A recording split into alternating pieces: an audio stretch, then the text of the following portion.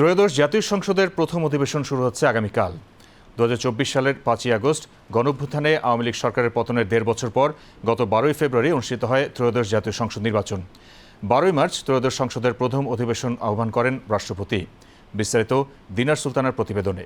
সংবিধান অনুযায়ী কোনো সাধারণ নির্বাচনের ফলাফল ঘোষিত হওয়ার 30 দিনের মধ্যে সংসদের বৈঠক আহ্বান করতে হয়।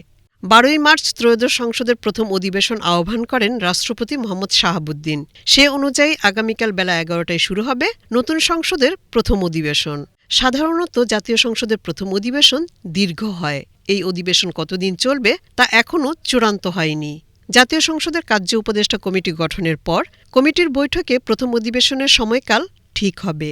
সংখ্যাগরিষ্ঠতা থাকায় সাধারণত ক্ষমতাসীন দলের মনোনীত প্রার্থী স্পিকার ও ডেপুটি স্পিকার নির্বাচিত হন। তবে এবার ডেপুটি স্পিকারের পদটি বিরোধী দল জামায়াতে ইসলামীকে দেওয়ার প্রস্তাব দিয়েছে বিএনপি।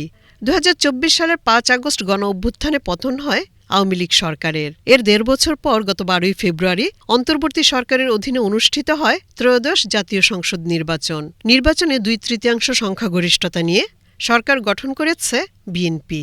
রাজনৈতিক সচেতন ব্যক্তিরা ব্যাপক কৌতূহল নিয়ে অপেক্ষা করছেন এই অধিবেশনের। কেননা এই অধিবেশনেই নির্ধারণ হবে সাবেক অন্তর্বর্তী সরকারের সময় জারি করা 133টি অধ্যাদেশের ভবিষ্যৎ। সংবিধান অনুযায়ী সংসদের প্রথম অধিবেশনেই উত্থাপন করতে হবে অন্তর্বর্তী সরকারের সময় রাষ্ট্রপতির জারি করা সব অধ্যাদেশ। সেই হিসাবে আগামীকালই সংসদে উত্থাপিত হবে 133টি অধ্যাদেশ।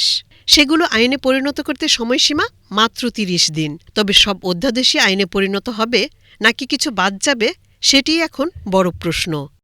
দিনার সুলতানা, বিটিভি নিউজ।